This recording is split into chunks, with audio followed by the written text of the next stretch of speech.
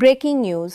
নবম জাতীয় বেতন স্কেল বাস্তবায়ন নিয়ে যে অনিশ্চয়তা সৃষ্টি হয়েছে তা এখন দেশের সরকারি কর্মকর্তা কর্মচারীদের মধ্যে গভীর উদ্বেগ এবং হতাশার জন্ম দিয়েছে।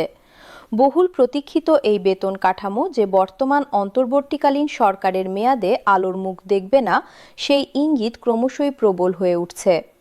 অর্থনৈতিক বিশ্লেষক এবং প্রশাসনিক বিশেষজ্ঞরা মনে করছেন, এই বিশাল আর্থিক প্রতিশ্রুতি পূরণের দায়ভার এখন পরবর্তী নির্বাচিত সরকারের কাঁধেই বর্তাবে। গত বছরের জুলাই মাসে অন্তর্বর্তীকালীন সরকার নবম জাতীয় বেতন কমিশন গঠন করে সরকারি চাকরিজীবীদের মধ্যে আশার আলো জ্বালিয়েছিল। কমিশনকে ৬ মাসের একটি সুস্পষ্ট সময়সীমা প্রদান করা হয়েছিল তাদের বিস্তৃত সুপারিশমালা তৈরি এবং জমা দেওয়ার জন্য। কিন্তু সেই নির্ধারিত সময়সীমা অনেক আগেই পেরিয়ে গেছে। এখন পর্যন্ত কমিশনের চূড়ান্ত প্রতিবেদন সরকারের হাতে এসে পৌঁছায়নি। সংশ্লিষ্ট মহল থেকে পাওয়া তথ্য অনুযায়ী আগামী জানুয়ারি মাসের দ্বিতীয় সপ্তাহের কোনো এক সময় এই প্রতিবেদন সরকারের কাছে হস্তান্তর করা হতে পারে। কিন্তু মূল প্রশ্ন হলো, এত বিলম্বের পর প্রতিবেদন জমা পড়লেও সরকার কি তা বাস্তবায়ন করার মতো যথেষ্ট সময় এবং রাজনৈতিক সদিচ্ছা রাখে? অর্থ উপদেষ্টা ডক্টর সালাহউদ্দিন আহমেদ এই প্রশ্নের উত্তরে যে বক্তব্য রেখেছেন তা মোটেও আশাব্যঞ্জক নয়। তিনি বারবার স্পষ্ট করে জানিয়ে দিয়েছেন যে নতুন বেতন কাঠামোর মতো বিশাল এবং দীর্ঘমেয়াদী প্রভাব সৃষ্টিকারী আর্থিক সিদ্ধান্ত নেওয়ার অধিকার এবং দায়িত্ব একটি জনগণের ভোটে নির্বাচিত সরকারের হাতেই থাকা বাঞ্ছনীয়। তার যুক্তিতে বলা হয়েছে, একটি জাতীয় বেতন স্কেল কেবলমাত্র মাসিক বেতনের অঙ্ক বৃদ্ধির বিষয় নয়, এর সাথে অঙ্গাঙ্গিভাবে জড়িত রয়েছে রাষ্ট্রীয় কোষাগারের সামর্থ্য, জাতীয় বাজেটে অতিরিক্ত বরাদ্দের ব্যবস্থা, সামগ্রিক প্রশাসনিক কাঠামোতে সংস্কার এবং আগামী বছরগুলোর জন্য আর্থিক পরিকল্পনা। এই সমস্ত জটিল বিষয় মাথায় রেখে একটি অন্তর্বর্তীকালীন এবং অনির্বাচিত সরকারের পক্ষে এমন একটি ব্যাপক সিদ্ধান্ত গ্রহণ করা যুক্তিযুক্ত নয়। নির্বাচন কমিশন ইতিমধ্যে জাতীয় সংসদ নির্বাচনের সময়সূচি ঘোষণা করেছে। সেই সূচি অনুযায়ী আগামী 22শে জানুয়ারি থেকে প্রচারণা কার্যক্রম আনুষ্ঠানিকভাবে শুরু হবে। অন্যদিকে বেতন কমিশনের প্রতিবেদন জমা পড়ার সম্ভাব্য সময় হল জানুয়ারির দ্বিতীয় সপ্তাহ। এই 2 তারিখের মধ্যে ব্যবধান মাত্র কয়েকটি কর্মদিবস।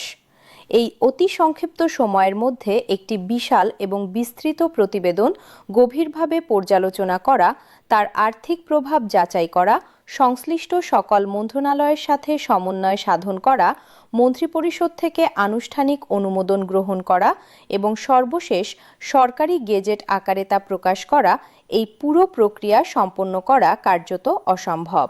প্রশাসনিক বিশেষজ্ঞরা বলছেন, যদি বেতন কমিশন তাদের প্রতিবেদন গত ডিসেম্বরের প্রথম সপ্তাহেই জমা দিতে পারত, তাহলে সরকারের হাতে কিছুটা হলেও সময় থাকত। কিন্তু বর্তমান পরিস্থিতিতে যেভাবে সবকিছু এগোচ্ছে, তাতে বর্তমান সরকারের পক্ষে গেজেট প্রকাশ করা প্রায় অসম্ভব হয়ে পড়েছে। প্রতিটি দিন যত এগিয়ে যাচ্ছে, সম্ভাবনা ততই ক্ষীণ থেকে ক্ষীণতর হচ্ছে। রাজনৈতিক পর্যবেক্ষকরা মনে করছেন, নির্বাচনের এত কাছাকাছি সময়ে এসে একটি অন্তর্বর্তীকালীন সরকারের পক্ষে এত বড় একটি আর্থিক প্রতিশ্রুতি দেওয়া রাজনৈতিকভাবেও ঝুঁকিপূর্ণ হতে পারে। এই দীর্ঘায়িত অনিশ্চয়তা এবং ক্রমবর্ধমান হতাশার মধ্যে সরকারি কর্মকর্তা কর্মচারীরা তাদের ক্ষোভ প্রকাশ করতে শুরু করেছেন। দেশের বিভিন্ন কর্মচারী সংগঠন এবং ফেডারেশন একযোগে তাদের দাবি তুলে ধরার জন্য সংগঠিত হচ্ছে। তারা আগামী 2 জানুয়ারি শুক্রবার সারা দেশব্যাপী একযোগে প্রতীকী অনশন কর্মসূচি পালনের ঘোষণা দিয়েছে।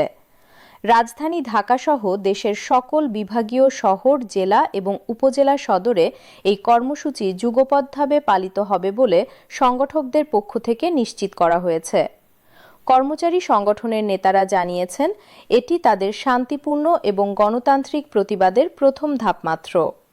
যদি তাদের ন্যায্য দাবি পূরণে সরকার কোনো উদ্যোগ না নেয়, তাহলে তারা ধাপে ধাপে আরও কঠোর কর্মসূচি গ্রহণ করতে বাধ্য হবেন। কর্মচারী সংগঠনগুলো পূর্বে সরকারকে 30শে নভেম্বরের মধ্যে বেতন কমিশনের চূড়ান্ত প্রতিবেদন জমা দেওয়ার জন্য একটি সময়সীমা নির্ধারণ করে দিয়েছিল, কিন্তু সেই সময়সীমা অনেক আগেই অতিক্রান্ত হয়ে গেছে। এতে তাদের মধ্যে অসন্তোষ এবং অধৈর্য আরও তীব্র আকার ধারণ করেছে। সরকারি কর্মচারীরা দীর্ঘ 7 বছর ধরে নতুন বেতন স্কেলের প্রতীক্ষায় রয়েছেন। এই সময়ে দেশে মূল্যস্ফীতি উল্লেখযোগ্যভাবে বৃদ্ধি পেয়েছে।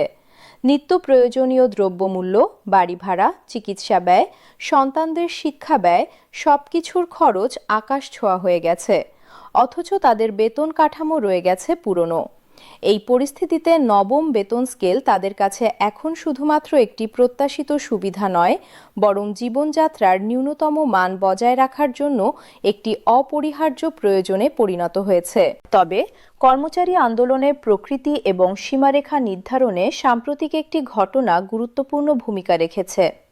কয়েক সপ্তাহ পূর্বে সচিবালয়ে একটি বিক্ষোভ কর্মসূচির সময় উত্তেজনাকর পরিস্থিতি সৃষ্টি হয়। সেখানে অর্থ উপদেষ্টাকে তার কক্ষে অবরুদ্ধ করার চেষ্টা করা হয় এবং বিশৃঙ্খল পরিবেশ তৈরি হয় বলে অভিযোগ ওঠে। এই ঘটনার পরিপ্রেক্ষিতে সরকার অত্যন্ত কঠোর হাতে ব্যবস্থা নিয়েছে। কর্মচারী সংগঠনের বেশ কয়েকজন নেতার বিরুদ্ধে সন্ত্রাসবিরোধী আইনে মামলা দায়ের করা হয়েছে। তাদের কয়েকজনকে গ্রেপ্তার করে 14 দিনের জন্য রিমান্ডে পাঠানো হয়েছে। এছাড়া কিছু কর্মচারীকে তাদের পদ থেকে সাময়িকভাবে বরখাস্ত করা হয়েছে। এই ব্যবস্থা সরকারের পক্ষ থেকে একটি সুস্পষ্ট এবং কঠোর সতর্কবার্তা হিসেবে গণ্য হচ্ছে। এই ঘটনার প্রভাব কর্মচারী সংগঠনগুলোর কৌশল নির্ধারণে স্পষ্টভাবে দৃশ্যমান। তারা এখন অত্যন্ত সতর্কতা এবং সংযমের সাথে তাদের কর্মসূচি পরিচালনা করছেন। কর্মচারীরা উপলব্ধি করেছেন যে আইনের সীমা অতিক্রম করে বা নিয়ম বহির্ভূত কোনো কর্মসূচি পরিচালনা করলে তাদের জন্য গুরুতর পরিণতি অপেক্ষা করছে। সরকারি চাকরি বিধিমালা অনুযায়ী সরকারি কর্মচারীদের রাজনৈতিক কর্মকাণ্ডে সক্রিয় অংশগ্রহণ এবং সরকার বিরোধী তীব্র আন্দোলনে জড়িত হওয়ার সুযোগ অত্যন্ত সীমিত।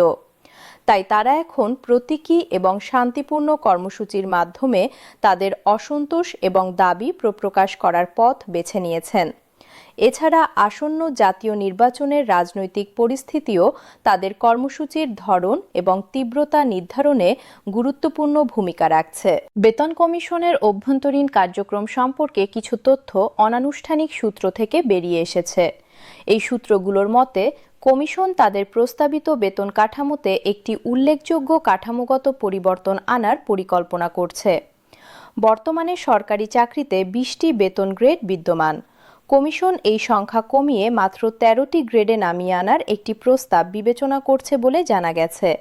এটি হবে একটি বড় ধরনের সংস্কার, যা সরকারি চাকরির পুরো কাঠামোকে নতুনভাবে সাজাবে। তবে এই প্রস্তাব এখনো পর্যন্ত চূড়ান্ত হয়নি। কমিশনের পূর্ণাঙ্গ কমিটির আরও কমপক্ষে 3টি গুরুত্বপূর্ণ বৈঠক অবশিষ্ট রয়েছে। এই বৈঠকগুলোতে বিস্তারিত আলোচনা এবং চূড়ান্ত সিদ্ধান্ত গৃহীত হবে বলে আশা করা হচ্ছে। তবে এখানে উল্লেখ করা প্রয়োজন যে বেতন কমিশন এখনো পর্যন্ত কোনো আনুষ্ঠানিক বিবৃতি প্রদান করেনি। তারা গণমাধ্যমের সামনে কোনো প্রেস ব্রিফিং করেনি বা তাদের কাজের অগ্রগতি সম্পর্কে কোনো তথ্য প্রকাশ্যে তুলে ধরেনি। ফলে বর্তমানে যেসব তথ্য বিভিন্ন সংবাদ মাধ্যমে এবং সামাজিক মাধ্যমে প্রচারিত হচ্ছে তার বেশিরভাগই অনানুষ্ঠানিক সূত্র থেকে পাওয়া এবং অনেকটাই অনুমান নির্ভর। গ্রেড সংখ্যার হ্রাসের এই প্রস্তাবটি কতটা সত্য এবং বাস্তবায়নযোগ্য সেটি কমিশনের চূড়ান্ত প্রতিবেদন প্রকাশিত না হওয়া পর্যন্ত নিশ্চিত করে বলা সম্ভব নয়।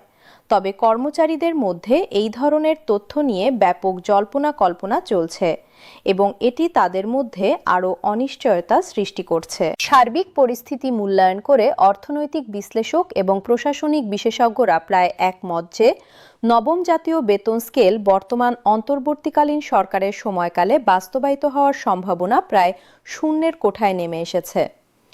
সময়ের চরম সংকট, নির্বাচনী রাজনীতির জটিলতা, সরকারের নিজস্ব আদর্শিক অবস্থান এবং অর্থনৈতিক বাস্তবতা, এই সমস্ত কারণ মিলে এমন একটি পরিস্থিতি তৈরি হয়েছে যেখানে গেজেট প্রকাশ করা প্রায় অসম্ভব হয়ে পড়েছে।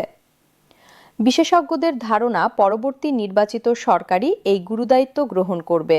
কিন্তু নতুন সরকার কি বর্তমান বেতন কমিশনের সুপারিশ অক্ষরে অক্ষরে অনুসরণ করবে, নাকি তারা তাদের নিজস্ব অর্থনৈতিক নীতি এবং রাজনৈতিক অঙ্গীকার অনুযায়ী পুনরায় বিষয়টি পর্যালোচনা করবে, এই প্রশ্নের উত্তর এখনও অজানা।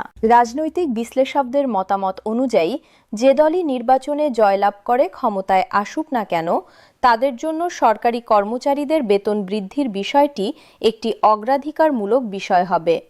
কারণ সরকারি কর্মচারীরা হলেন প্রশাসনিক কাঠামোর মূল ভিত্তি। তাদের সন্তুষ্টি এবং মনোবল প্রশাসনের দক্ষতা এবং কার্যকারিতার জন্য অত্যন্ত গুরুত্বপূর্ণ। দীর্ঘ সময় ধরে তাদের ন্যায্য দাবি অপূর্ণ থাকলে তা প্রশাসনিক সেবার মান এবং দক্ষতার উপর নেতিবাচক প্রভাব ফেলবে। তাই নতুন সরকার নিশ্চিতভাবেই এই বিষয়টিকে গুরুত্ব দেবে।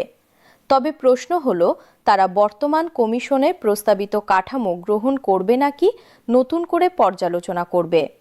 এছাড়া তারা কত দ্রুত এই প্রক্রিয়া সম্পন্ন করতে পারবে সেটিও একটি বড় প্রশ্ন। কর্মচারী সংগঠনের নেতারা তবুও আশা ছাড়েননি। তারা বিশ্বাস করেন যে ক্রমাগত চাপ প্রয়োগ এবং শান্তিপূর্ণ গণতান্ত্রিক কর্মসূচির মাধ্যমে তারা হয়তো বর্তমান সরকারকে দিয়ে গেজেট প্রকাশ করাতে পারবেন। তাদের যুক্তি হলো, বেতন কমিশনের কাজ প্রায় শেষের পর্যায়ে। যদি সর্বোচ্চ পর্যায় থেকে রাজনৈতিক সদিচ্ছা এবং দ্রুত সিদ্ধান্ত গ্রহণের মানসিকতা প্রদর্শন করা হয়, তাহলে নির্বাচনের পূর্বেই গেজেট প্রকাশ করা অসম্ভব নয়। তারা প্রতীকী অনশন, মানববন্ধন, স্মারকলিপি প্রদান এবং অন্যান্য শান্তিপূর্ণ উপায়ে তাদের দাবি তুলে ধরার পরিকল্পনা করছেন। কিন্তু বাস্তবতা হলো, বর্তমান সরকারের পক্ষ থেকে এমন কোনো ইঙ্গিত আসছে না যা এই আশাবাদকে সমর্থন করে। অর্থ মন্ত্রণালয়, অর্থ উপদেষ্টা এবং সরকারের অন্যান্য নীতি নির্ধারক মহলের বক্তব্য থেকে যে বার্তা স্পষ্ট হচ্ছে তা হলো, এই ধরনের বৃহৎ আর্থিক সিদ্ধান্ত নির্বাচিত সরকারের এখতিয়ারে থাকা উচিত। এই নীতিগত অবস্থান থেকে সরকার সরে আসবে বলে মনে হচ্ছে না। নবম জাতীয় বেতন স্কেল কেবলমাত্র একটি প্রশাসনিক বিষয় নয়, এটি দেশের লক্ষাধিক সরকারি কর্মচারী এবং তাদের পরিবার পরিজনের জীবন ও জীবিকার সাথে সরাসরি সম্পর্কিত। বর্তমান মূল্যস্ফীতির যুগে যখন জীবনযাত্রার সকল ক্ষেত্রে ব্যয় বহুগুণ বৃদ্ধি পেয়েছে, তখন একটি যুক্তিসঙ্গত এবং সময়োপযোগী বেতন বৃদ্ধি তাদের জন্য অত্যাবশ্যক। সরকারি কর্মচারীরা দেশের প্রশাসনিক কাঠামোর স্তম্ভস্বরূপ।